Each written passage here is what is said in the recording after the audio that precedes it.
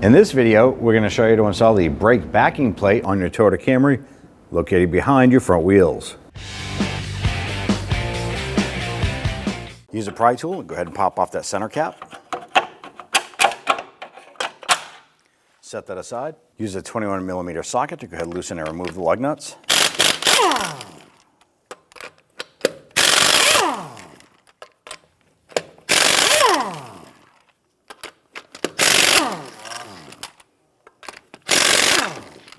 Remove the wheel and set it aside. We're going to remove our front brake caliper. I'm going to use a screwdriver and come on in here between the pad and the piston, and I want to go ahead and try and compress the brake caliper just a little bit. I'm just using a flathead screwdriver and I'm just slightly compressing this. I'm going to use a 14mm socket to loosen and remove the two bolts.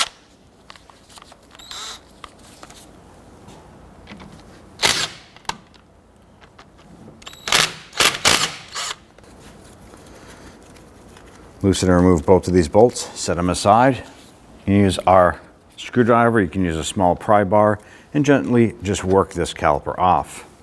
Now before you leave that hanging and dangling, you want to go ahead and get a tool. You could use a securing strap. We have a hook here that does the job. Slide this off. We're going to hook this onto the caliper, swing it up, and hang it on our strut spring. That'll hold it up and out of the way, and it'll keep that pressure from hanging on that flex hose. Right here, we have our brake pads. We have our little anti-rattle clips right here. And they're just little spring-loaded units that press into the holes on the back side of the pads. So you just pull those out. Upper and lower.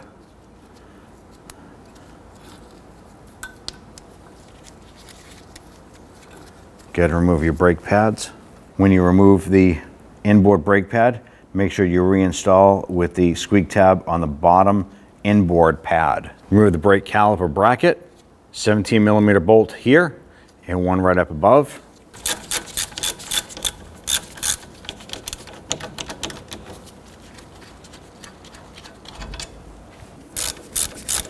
When you remove this upper bolt, the caliper bracket will naturally want to fall, so be sure that you hold that bracket while you remove the upper bolt.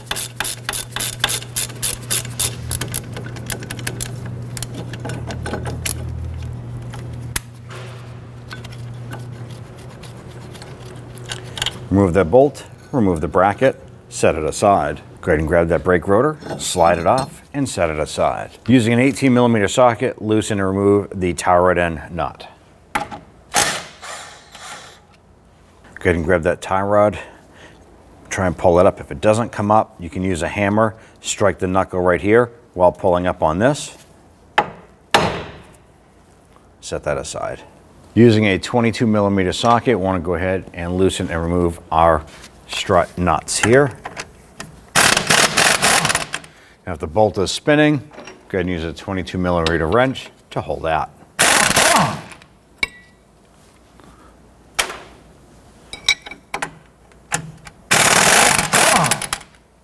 On the center here for your axle nut or spindle nut, use a pair of pliers or remove the cotter pin. Cotter pins are a one-time use, so make sure you have a replacement available for this.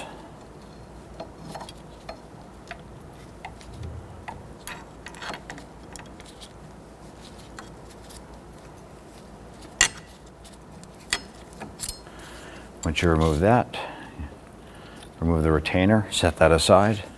We're going to use a 30mm socket to loosen and remove the axle nut.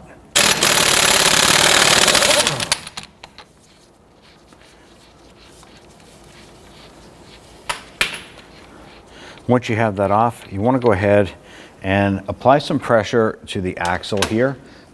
You want to make sure that this is free floating and not stuck inside the wheel hub. If it's stuck, go ahead and use a rubber mallet. You can bonk the end here. We recommend using a punch in the center here. You don't want to mushroom over the end of the threads here. It's going to make for a real challenge to put that axle nut back on later. So best bet, use a punch here, get this to free up. Remove the bolts here for your strut to knuckle.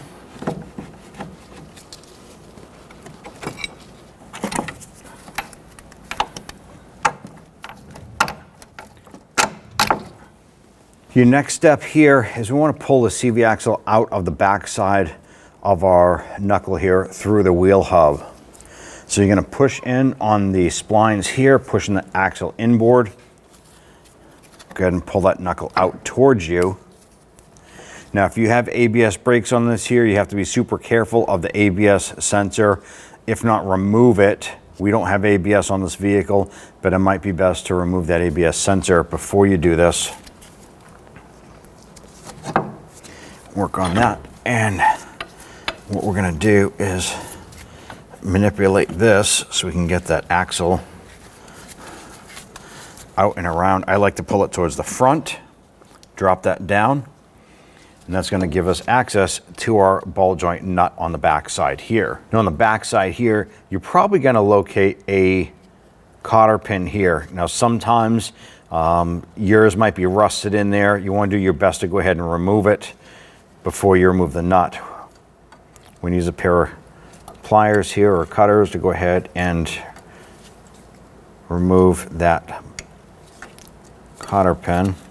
Cotter pins are one-time use, so make sure you have a replacement for this as well. Our ball joint nut here is a 19 millimeter. We're going to loosen and remove that. Now we want to separate the knuckle from the ball joint. Now you can give it a couple tugs here and there to try and get that to come loose. If not, you're going to use a hammer, just like we did on the knuckle here for the tie rod end. And we're going to hit the knuckle here and pull up on this here. Be careful not to smack yourself in the face.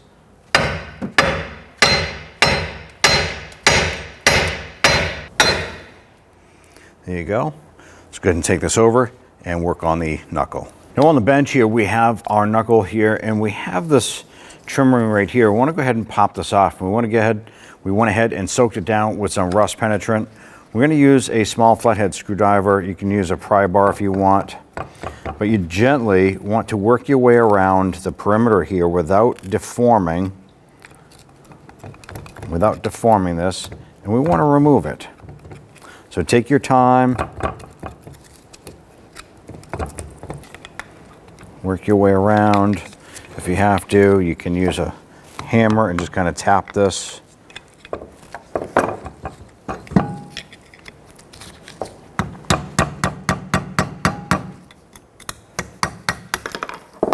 Here we go. Popped out. We're going to set that aside. Now we have our hub puller set up here. I'm going to go ahead and separate the hub from the knuckle.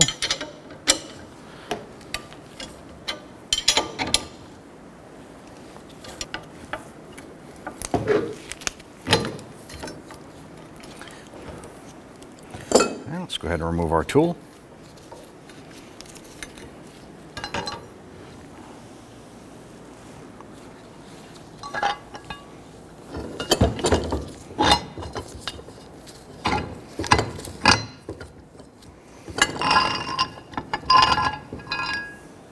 Now on our knuckle, we have 4 bolts here, or screws. These are a T27 Torx bit, and these were there to hold the backing plate or the dust shield in place. Ours had since rotted off and is completely gone. We did have to apply some heat to these here to get them to come free. So we're going to loosen and remove these here, and then we're going to go ahead and clean up the knuckle.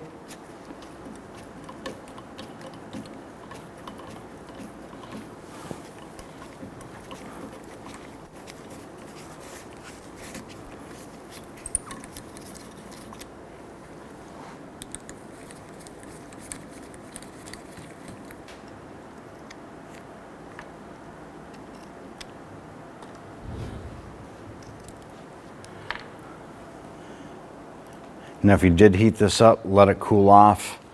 Once it's cooled, we're going to use a wire brush all the way around here to clean up all of the scaly rust, and then start to place our backing plate. Go ahead and install your backing plate. Go ahead and get the screws started.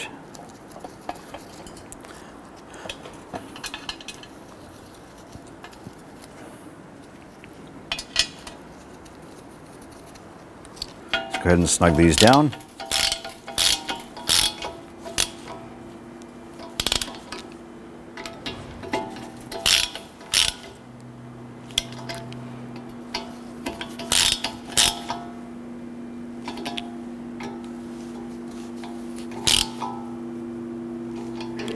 I'm going to go ahead and install our hub unit here, line that up.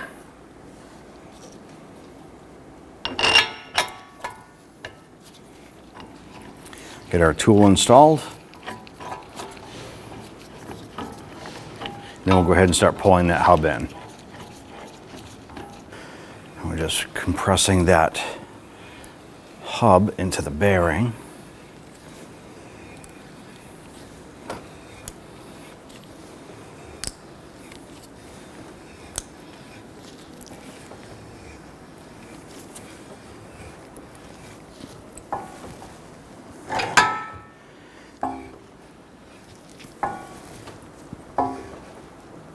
All right, make sure that it's pretty firm.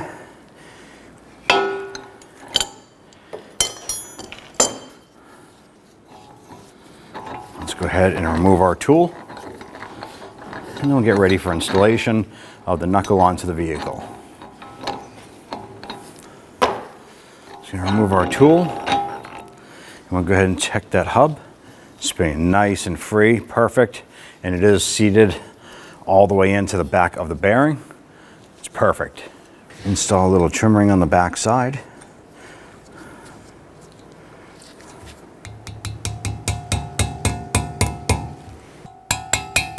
I'm just using my brass punch. I'm going to gently work this in.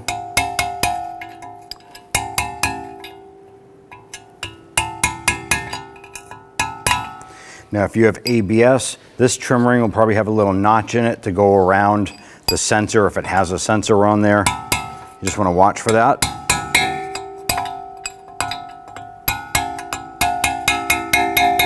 Once this is seated, you can hear an audible difference. Go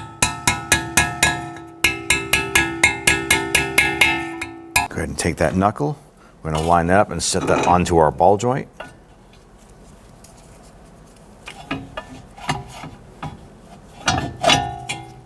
And then install the nut.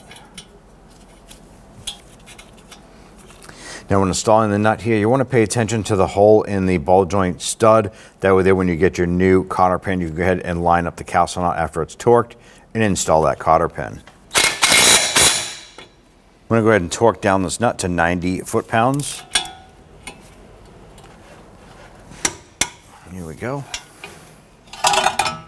Now at this point here, after we've torqued the nut, you want to make sure that you can get the cotter pin fed through.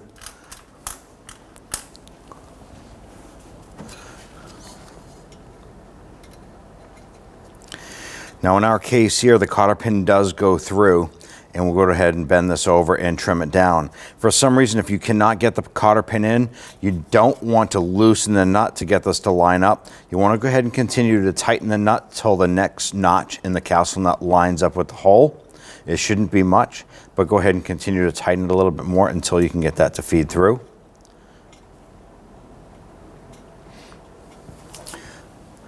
We're going to feed that through, and then we're going to use our cutters here, or you can use pliers. And obviously it's hitting the backside here. We're just going to go ahead and roll that up and work that so we can get that cotter pin in. Like so.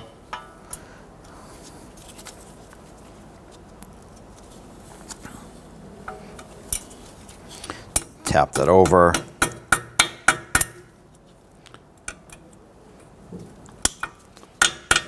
Cut off that excess, and then cut off the pigtail on the other side. We're going to go ahead and apply some anti-seize compound to the splines on our CV axle here.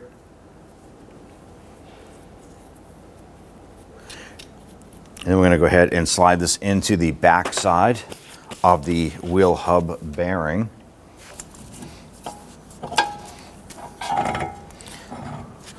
Work that in. Now as we push the knuckle up and in, we're going to work that into the bottom of our strut.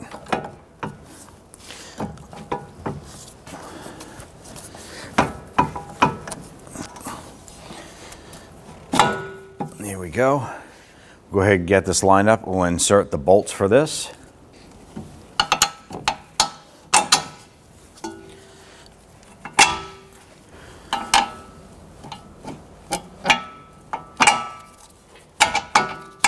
Now that we have the bolts on, we can go ahead and get the nut started here.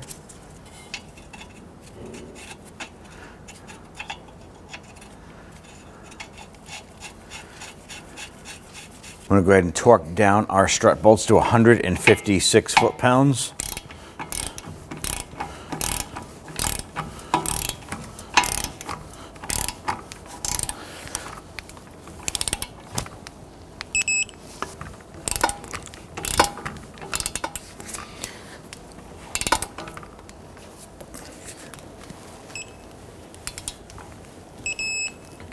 Install your axle nut. Snug that down. Going to install 2 lug nuts here.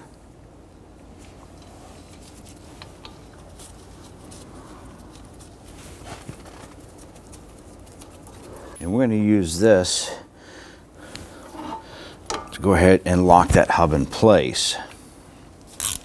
I'm going to torque down this axle nut to 217 foot-pounds.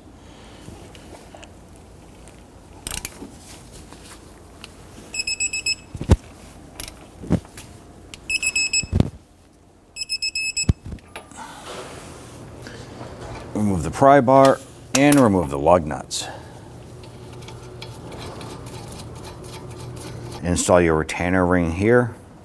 And for some reason, if one of these notches doesn't line up with the cotter pin hole, you're just going to remove it and reposition it until it lines up.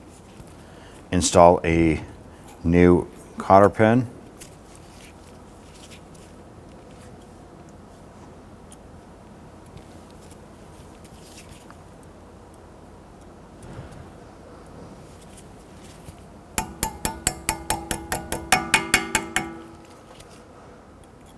Snip off the pigtail. Install your tie rod end.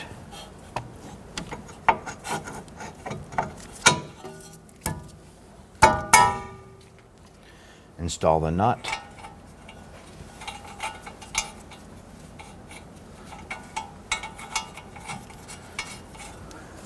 Go ahead and snug that down. Torque this down to 36 foot-pounds. We're going to go ahead and put some anti-seize compound on the face of our hub.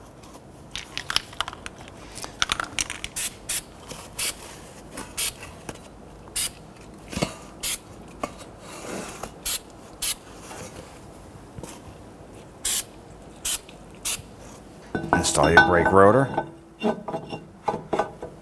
And when you set your brake rotor on, you want to go ahead and rotate it. You want to make sure that your backing plate is not going to hit that rotor while it's rotating. If it is close, go ahead and just give it a little push.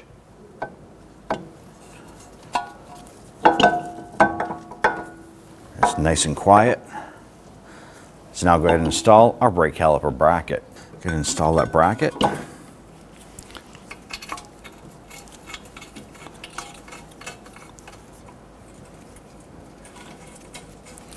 Once we get our bolts started here, we can go ahead and tighten those down.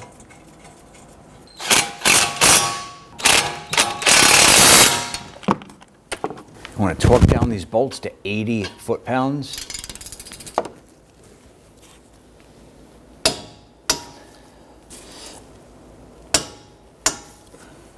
Going to install our brake pads. Inboard pad has the squeak tab on the bottom.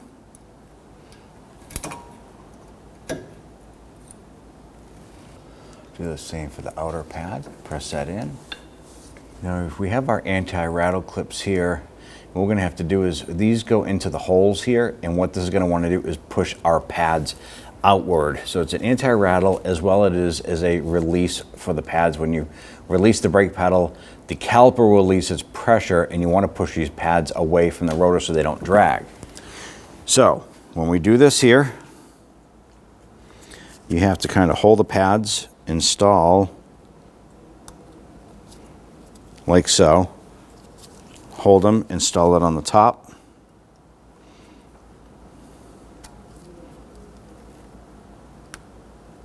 Now we have to grab our brake caliper, swing that down, and slide this over, capturing our brake pads.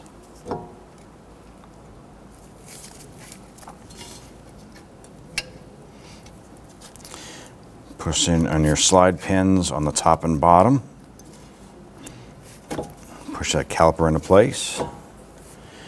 Now with it holding there, go ahead and install your 2 bolts.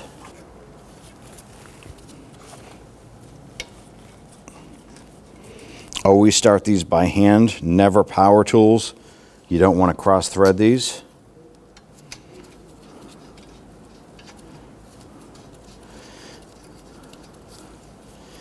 And we're going to tighten these down and then torque them to 25 foot-pounds.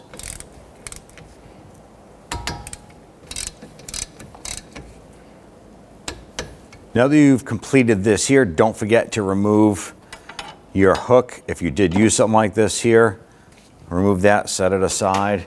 Now at this point, go ahead and repeat this process for the passenger side. Once you're done with that, definitely hop into the vehicle, pump up the brakes. You want to go ahead and make sure that this brake caliper on both sides is compressed and up against the rotor. Install your wheels, go ahead and take it for road test, and at that point there, you're all set.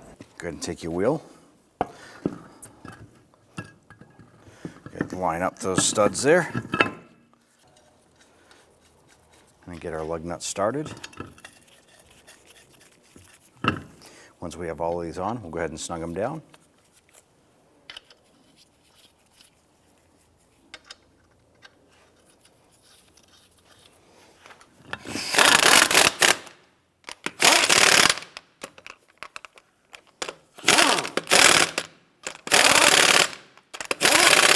Go ahead and torque your lug nuts down to 76 foot-pounds.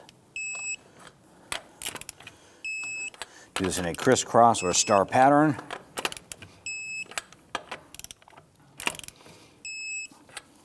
If you have a hubcap or a center cap, go ahead and install that now.